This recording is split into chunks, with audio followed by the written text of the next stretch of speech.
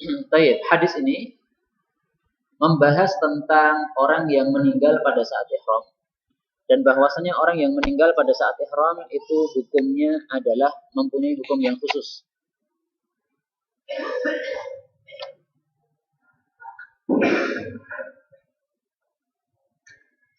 Ya, dia mempunyai hukum yang khusus.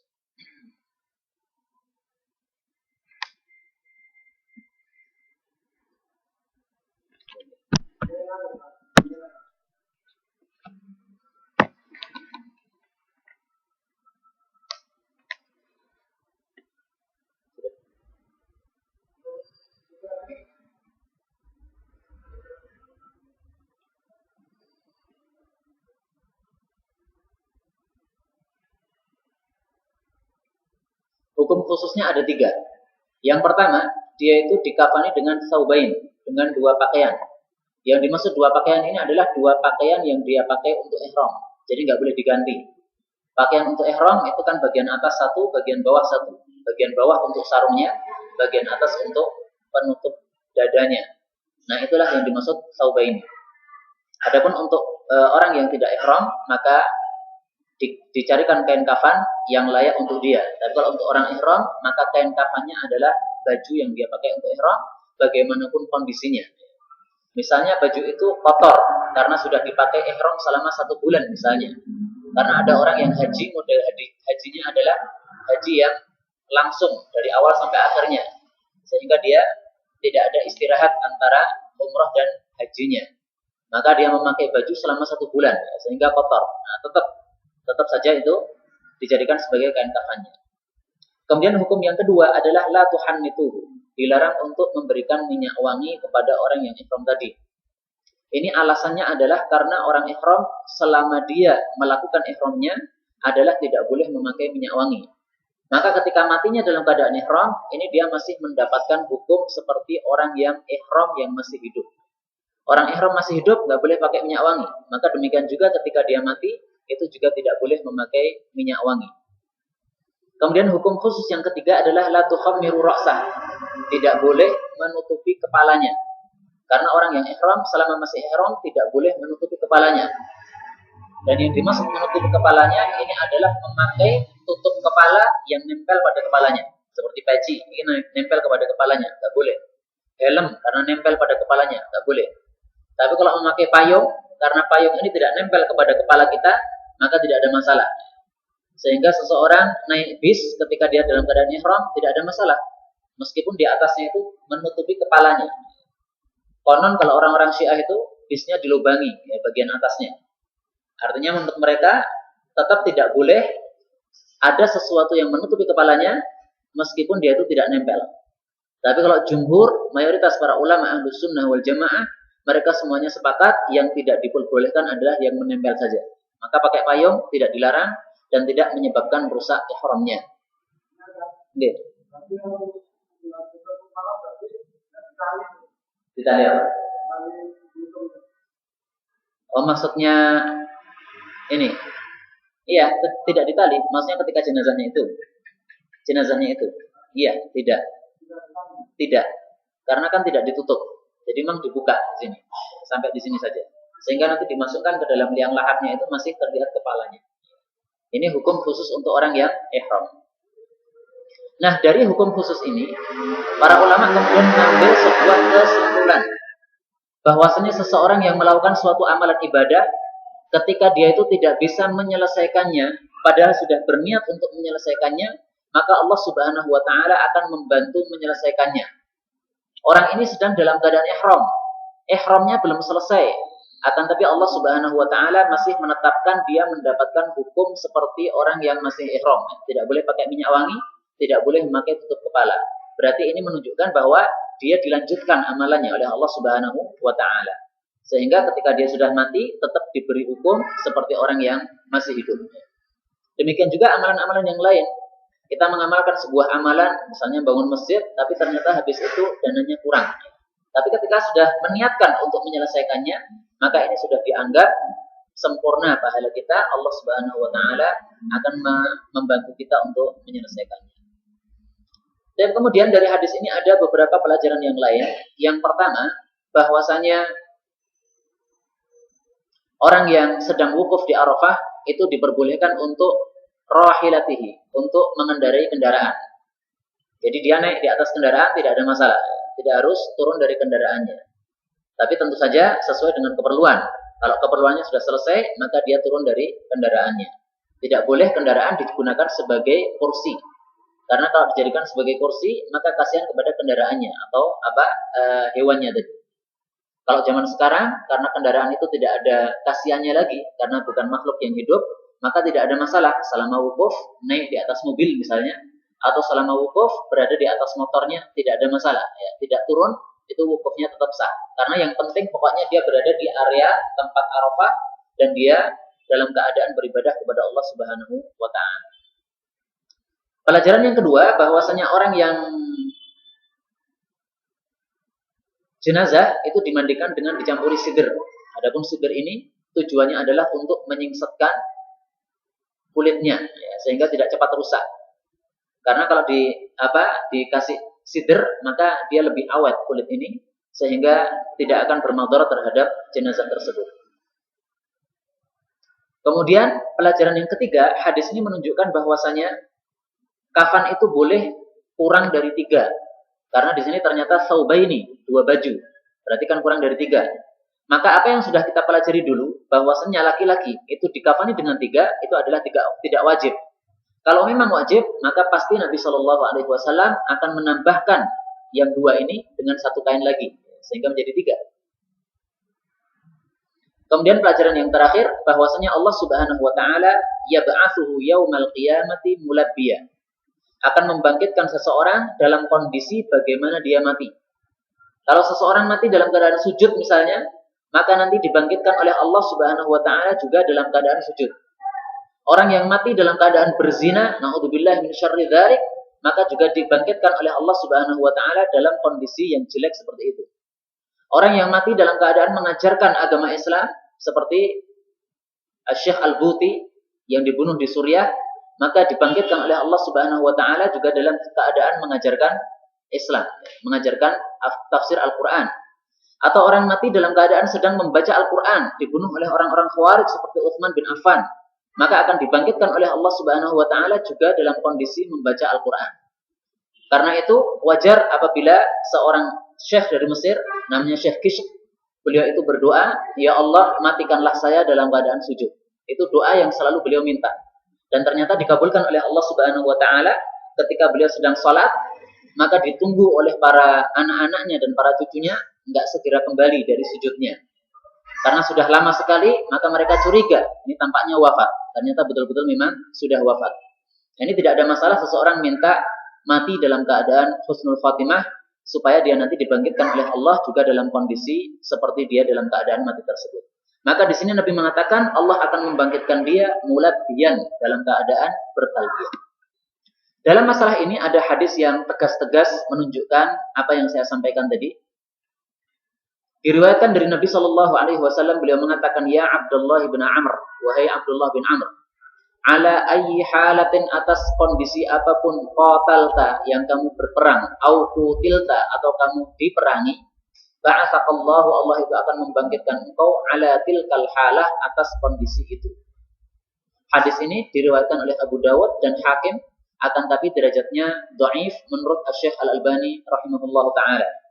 Tapi yang sudah sering saya sampaikan, bahwasanya hadis dhaif tidak selalu isinya salah. Bisa jadi isinya benar, dan tampaknya ini bisa diterima karena dikuatkan oleh kalimat atau hadis yang sedang kita baca ini. Fa innallah yab'atsuhu yaumal qiyamati mulabbiya. Ya, ini menguatkan makna hadis yang dhaif tadi. Baik, kemudian bab yang ke-35, kafan boleh berupa pakaian jadi. Ini sudah saya sampaikan, tapi dalilnya belum dibaca. Nah, sekarang kita baca dalilnya, nomor 63. Wa 'an Ibnu Umar anna Abdullah bin Ubay, bahwasanya Abdullah bin Ubay ini adalah seorang tokoh munafik. Lamma tuwfiya, tatkala dia itu wafat, jaa ibnuhu, telah datang putranya. Putranya namanya adalah Abdullah. Jadi Abdullah bin Ubay bin Salul. Ila Nabi sallallahu alaihi wasallam, kepada Nabi sallallahu alaihi wasallam. Faqala, lalu dia mengatakan, ya Rasulullah, wahai Rasulullah, a'tini, berikanlah kepada saya qamisaka, gamismu, ukaffinhu, aku akan mengkafani bapak saya fihi, di dalam komis tadi. Wasalli alaihi, dan salatlah terhadap jenazah bapak saya. Wastaghfir lahu, dan mintakanlah ampun untuknya. Fa'atahu Nabi sallallahu alaihi wasallam, maka Nabi sallallahu alaihi wasallam memberikan kepadanya qamisahu, akan gamis beliau. Muttafaqun alaih. Hadis ini jelas-jelas menunjukkan bolehnya seseorang dikafani dengan baju yang sudah jadi, karena di sini dikatakan qamisaka, dan al-qamis itu adalah baju sebagaimana yang kita pakai ini. Baik baju panjang seperti saya, ini namanya qamis, atau baju pendek seperti yang jenengan pakai, itu juga namanya adalah al-qamis. Al-qamis itu tidak harus yang panjang seperti saya. Tapi pokoknya pakaian yang sudah jadi, itu namanya adalah al-qamis. Tayyib. Kemudian, dari hadis ini, kita bisa mengambil beberapa pelajaran. Pelajaran yang pertama, bahwasanya zahir hadis ini menunjukkan bolehnya seseorang mensolatkan jenazahnya orang munafik, bolehnya seseorang mengistighfarkan, memintakan ampun untuk jenazahnya orang munafik. Zahir hadis ini. Akan tapi zahir hadis ini tidak bisa dijadikan dalil. Kenapa? Karena kejadian di dalam hadis ini sudah dimansuh, sudah dihapus hukumnya oleh ayat di dalam Al-Quran. Allah Subhanahu wa taala menyatakan secara jelas, "Wala tusalli ala ahadin minhum mata abada wala taqum ala qabri innahum kafaru," dan seterusnya. Surat At-Taubah ayat yang ke-84. Allah mengatakan wala tusalli, dan janganlah engkau salat ala ahadin, kepada seorang pun, minhum, dari mereka. Siapa? Orang-orang munafik. Mata, yang dia itu sudah mati, abadan, selama-lamanya. Maksudnya selama-lamanya jangan salat lagi, jangan diulangi. Wala taqum ala qabri, dan kamu jangan berdiri di atas kuburnya. Maksudnya jangan mengurusi kuburan dia, atau menjenguk kuburan dia, atau menziarahi kuburan dia. Innahum kafaru billahi wa rasulih. Sesungguhnya mereka itu sudah kafir kepada Allah dan kepada Rasulullah sallallahu alaihi wasallam. Wa matu, dan mereka mati, wa hum fasikun, dalam keadaan mereka sebagai orang-orang fasik. Jadi hakikatnya orang-orang munafik adalah orang-orang yang kafaru billahi wa rasulih. Akan tapi karena dia menampakkan Islamnya, maka kita diwajibkan untuk memperlakukan mereka sebagaimana perlakuan kita terhadap orang Islam. Kecuali satu kondisi, yaitu ketika dia sudah mati. Kalau dia sudah mati, maka kita tidak menyikapi dia seperti sikap kita kepada orang Islam. Kalau kepada orang Islam kita salatkan. Tapi kalau kepada orang munafik, Allah Subhanahu wa taala sudah jelas-jelas mengatakan la tusalli, jangan mensalatkan. Sehingga ayat ini menghapus apa yang sudah disebutkan di dalam hadis yang kita baca tadi, bahwasanya zahirnya menunjukkan bolehnya salat dan istighfar kepada orang-orang munafik, ya. Enggak boleh. Nabi sallallahu alaihi wasallam. Ya, kalau dalam kondisi hadis ini memang tidak disebutkan, akan tapi ketika disebutkan sholli alaihi, kemudian tidak ada penolaknya, menunjukkan bahwasanya zahirnya boleh menyalatkan. Saya tidak mengatakan zahirnya Nabi menyalatkan, tapi zahirnya hadis ini menunjukkan bolehnya menyalatkan. Bisa dipahami, gitu? Karena Nabi Shallallahu alaihi wasallam diminta dan beliau tidak mengingkarinya. Beliau tidak mengingkarinya. Apakah beliau lantas kemudian mensalatkan dia atau tidak? Nah, itu tidak disebutkan di dalam hadis ini. Tidak disebutkan di dalam hadis ini. Akan tapi isyarat bahwasanya Nabi Shallallahu alaihi wasallam mau mensalatkan terhadap jenazahnya orang munafik ini, karena pada hadis setelahnya dikatakan fa'atahun nabiyyu sallallahu alaihi wasallam qamisa. Lalu Nabi memberikan kepadanya gamisnya. Jadi Nabi Shallallahu alaihi wasallam menerima permintaan anaknya Abdullah tadi, anaknya orang munafik tadi. Padahal permintaannya apa? Ada 3. Minta kafannya, komisnya Nabi, kemudian minta disolatkan bapaknya, dan minta diistighfarkan bapaknya. Nah, di sini disebutkan yang dilakukan oleh Nabi hanya 1. Akan tapi ini isyarat bahwasanya yang setelahnya, yaitu yang 2 perkara yang lainnya, itu juga dilakukan oleh Nabi Shallallahu alaihi wasallam. Bahkan dalam hadis yang sahih disebutkan jelas-jelas bahwasanya Nabi Shallallahu alaihi wasallam memang kemudian istighfar lahu, ya, memintakan ampun kepada Abdullah bin Ubay bin Salul. Sampai Umar bin Khattab tidak terima. Umar bin Khattab menarik tangannya Nabi Shallallahu alaihi wasallam. Ya Rasulullah, engkau mengistighfarkan untuk orang munafik? Maka Nabi Shallallahu alaihi wasallam mengatakan, "Ya, saya mengistighfarkan untuk orang munafik karena Allah Subhanahu wa taala mengatakan di dalam Al-Qur'an, in tastaghfir lahum 70 marratan falan yaghfirallahu lahum." Allah Subhanahu wa taala mengatakan, "In tastaghfir lahum," apabila engkau itu memintakan ampun kepada mereka orang-orang munafik, sab'ina marratan, 70 kali, falan yaghfirullahu lahum, maka Allah tidak akan mengampuni mereka. Nah, kata Nabi, kalau saya tahu bahwasanya kalau saya mintakan ampun lebih dari 70 kali akan diampuni oleh Allah, saya akan memintakan ampun lebih dari 70 kali. Dan beliau mengatakan, istaghfir lahum aw la tastaghfir lahum. Maka ini adalah pilihan. Silahkan memintakan ampun atau tidak memintakan ampun. Akan tapi ternyata yang dimaksud adalah bahwasanya memintakan ampun kepada orang-orang kafir sebanyak berapapun juga, maka itu tidak akan diterima oleh Allah Subhanahu wa taala. Karena di dalam bahasa Arab kata-kata sab'in 70 kali itu tidak menunjukkan batasan. Bukan berarti bahwasanya 71 atau 72 berarti keluar dari kalimat ini, bukan. Tapi maksudnya sebanyak apapun, 70, 80, 90, 1 juta, semuanya masuk di dalam sab'in. Itu adalah kebiasaan orang-orang Arab di dalam menggunakan kata-kata sab'in. Maka berarti kesimpulan dari hadis ini adalah bahwasanya zahir dari hadis ini tidak bisa diamalkan. Mensolatkan jenazahnya orang munafik nggak boleh diamalkan. Mengistighfarkan jenazahnya orang munafik juga tidak boleh diamalkan. Karena tegas-tegas Nabi Shallallahu Alaihi Wasallam membacakan ayat Al-Quran, setelah itu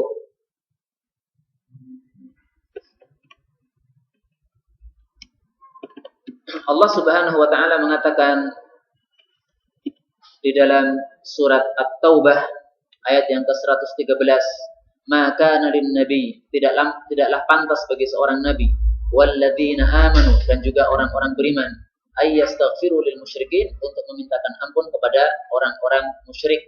Nah, orang munafik ini termasuk dalam kelompok orang-orang musyrik. Ketika dia sudah mati, kita sikapi mereka sebagaimana sikap kita kepada orang-orang musyrik.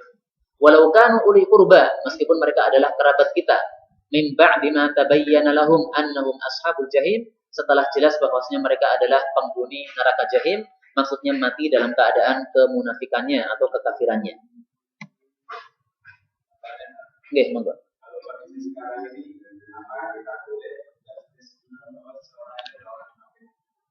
Baik, pertanyaan yang sangat bagus dan sangat sulit. Apakah seseorang bisa memvonis seseorang bahwasanya dia adalah orang munafik? Jawabannya adalah bahwasanya Hudzaifah ibn Yaman radhiyallahu taala anhu, padahal Hudzaifah ini sudah diberitahu oleh Nabi Shallallahu Alaihi Wasallam siapa saja orang-orang munafik. Akan tapi Hudzaifah tidak mau menyampaikannya.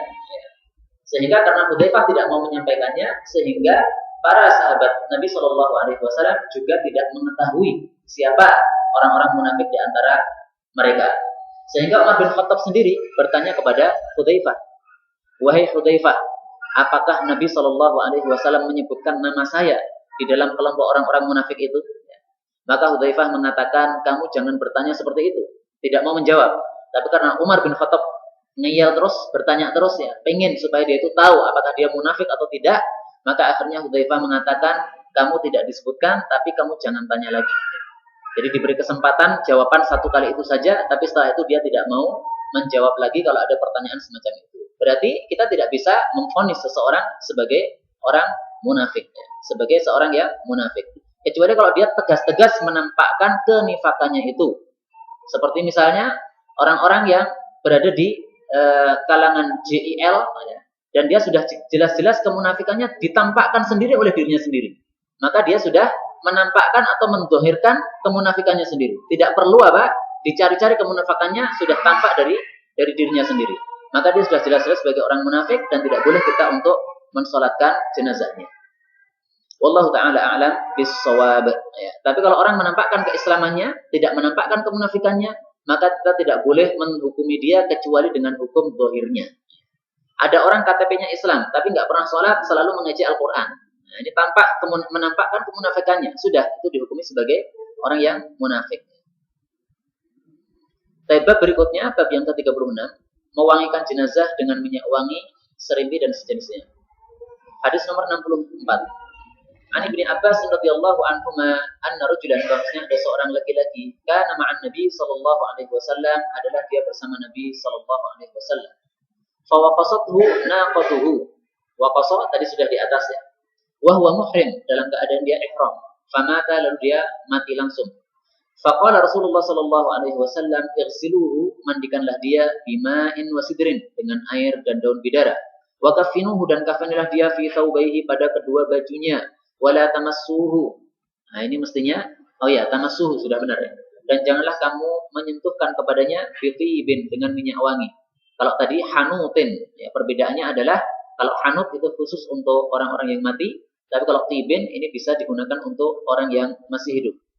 Wala tukhammiru ra'sah, dan janganlah kalian menutupi kepalanya.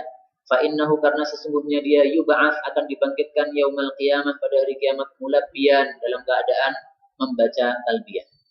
Hadis ini hampir sama dengan hadis sebelumnya, tidak ada komentar kecuali pada satu kalimatnya saja, yaitu di sini Nabi mengatakan kaffinuhu fi thawbaihi.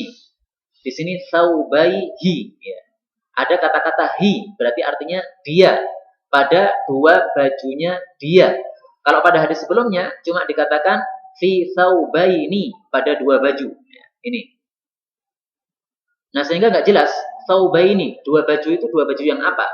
Maka ditafsirkan oleh hadis setelahnya, yaitu Nabi mengatakan fi thawbaihi, pada kedua bajunya. Berarti ini menunjukkan bahwasanya baju yang dimaksud adalah baju yang dia pakai untuk ihram. Tidak boleh diganti dengan baju yang semisal yang lainnya. Wah, ini bajunya sudah lutuh, sudah kotor, dilepas saja diganti baju ihram yang lainnya. Nggak bisa. Pokoknya baju ihram yang dia pakai, ya itulah yang harus dikenakan untuk sebagai kafannya. Bagaimana kalau berlumuran dengan darah? Tetap saja ya, dipakai kafan itu untuk mengkafani dia. Karena dalam kondisi dia diinjak oleh hewannya sendiri, ini kan biasanya keluar darahnya. Ya. Tetap keluar darahnya itu akan digunakan untuk kafan juga.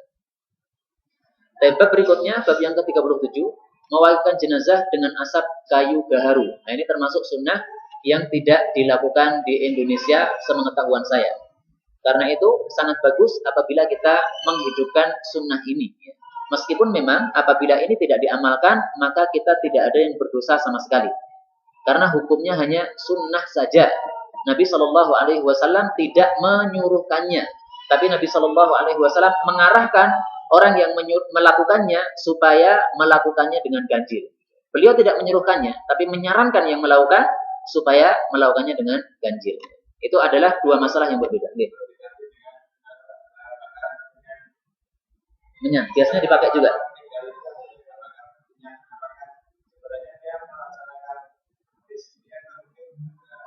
Iya, berarti dia mengamalkan hadis ini. Cuma mungkin bedanya bahannya saja. Kayu gaharu itu adalah kayu yang apabila dibakar akan keluar wangiannya. Dan itu juga banyak di Indonesia. Kalau memang di sini apa juga dipakai itu? Kemudian juga di sini, daerah sini. Oh, berarti ini sudah diamalkan ya. Mohon maaf kalau saya mengatakan tidak diamalkan. Karena yang saya tahu di Solo tidak ada yang mengamalkan sunnah ini. Yaitu mewakikan jenazah dengan asap kayu gaharu, nggak ada sama sekali ya. Selama ada kematian-kematian selama ini saya belum pernah melihat ada orang yang mengamalkannya di Solo ya. Kalau di sini ada, alhamdulillah. Tayyib, hadisnya nomor 65, an Jabirin qala Rasulullah sallallahu alaihi wasallam, "Idza apabila ajmartum, kalian itu memberikan asap atau mengasapi al-mayyit, orang yang mati, fa ajmiruhu, maka asapilah dia itu salatan, sebanyak 3 kali." Rawahu Ahmad wa huwa sahih, diriwayatkan oleh Imam Ahmad, dan hadis ini hadis yang sahih, disahihkan oleh Asy-Syaikh Al-Albani di dalam kitab Sahihul Jami' As-Shaghir. Tapi di sini Nabi mengatakan idza, apabila. Berarti tidak mengharuskan. Karena kata-kata idza di dalam bahasa Arab itu untuk menunjukkan sesuatu yang bisa dilakukan, bisa tidak dilakukan. Bisa terjadi, bisa tidak terjadi. Sehingga idza ajmartum, kalau kalian mengasapi. Artinya kalau tidak mengasapi, ya berarti nggak ada perintah ini. Tapi kalau mengasapi, maka ada perintahnya, yaitu ajmiruhu salatan, yaitu diasapi sebanyak 3 kali. Nah, adapun cara mengasapinya, ini ada 2 macam cara. Cara yang pertama adalah jenazah itu sudah diletakkan di atas keranda, sudah dikafani. Nah, kemudian setelah itu, orang yang membawa kemenyan ini, atau kayu gaharu yang sudah dibakar ini, kemudian mengelilingi jenazah ini sebanyak 3 kali. Mengelilingkan ya, sebanyak 3 kali. Sehingga bau wanginya akan mengenai kafan yang sudah dipakaikan kepada jenazah itu. Ini cara yang pertama. Atau cara yang kedua, kafan itu sebelum dipakaikan kepada jenazah, maka dibuka terlebih dahulu. Nah, setelah dibuka, maka dari bawahnya kemudian dikasih kemenyan itu tadi. sebanyak 3 kali. 1, kemudian 2, nah kemudian 3 kali. Atau kalau diputar ya seperti ini, tapi mestinya tidak diputar supaya langsung terkena kepada kainnya. 1, 2, 3. Nah setelah itu, setelah wangi, maka baru kemudian dipakaikan kepada kafannya, kepada jenazah itu. Karena di sini Nabi Shallallahu Alaihi Wasallam tidak menyebutkan bagaimana caranya, ya, maka sehingga caranya itu kita ambil dari kitab-kitab fikih. Yang pertama kita ambil dari kitab Faidul Qadir, yang kedua kita ambil dari kitab Tamamul Minnah. Yang kedua-duanya adalah kitab yang membahas tentang masalah fikih. Adapun Faidul Qadir itu membahas tentang syarah hadis, tapi banyak fikihnya juga. Baik, sampai di sini sebelum kita masuk tentang bab sholat jenazah, mungkin ada pertanyaan? Kalau tidak ada, kita lanjutkan. Okay. Kemenyan. Saya tidak mengetahui kemenyan itu dari ajaran itu, nggak mengetahui.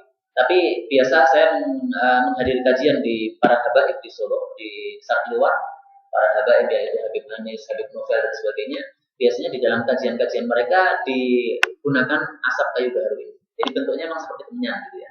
Nah, kemudian dimasukkan kayu gaharu itu, kemudian akan keluar bau wangi. Itu nggak lama ya. Keluar asapnya sebentar aja, udah habis itu kemudian lenyap. Tapi rumah ini jadi wangi semuanya. Ya. Sampai akhir majelis wanginya masih tercium.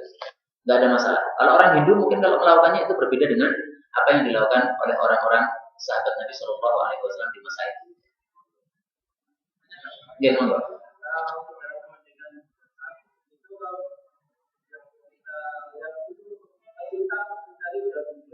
Iya.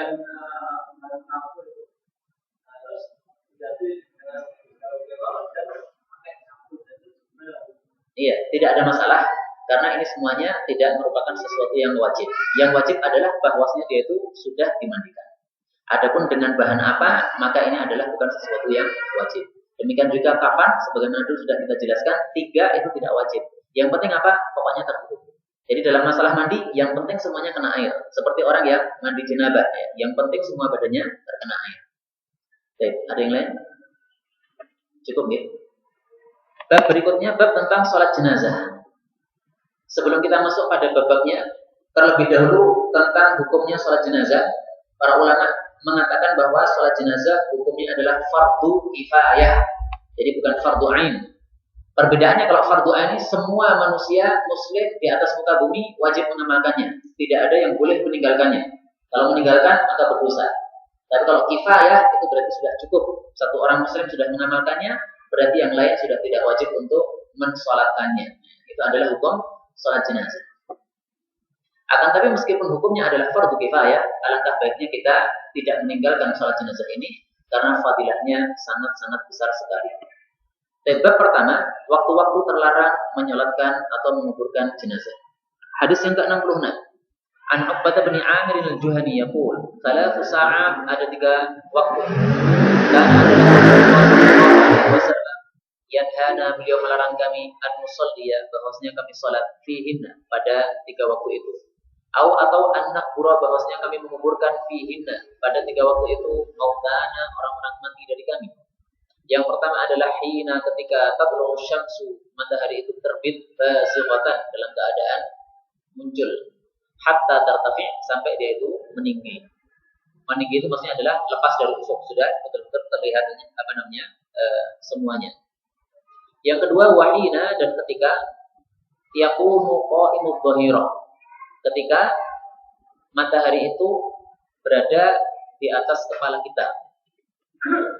Itu terjemah secara globalnya. Hatta, sehingga tamila syamsu, matahari itu menjadi tergelincir.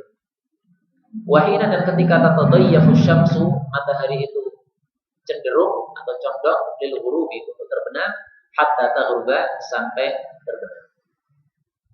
Ini adalah 3 waktu di mana dilarang seseorang melakukan sholat jenazah, juga dilarang untuk melakukan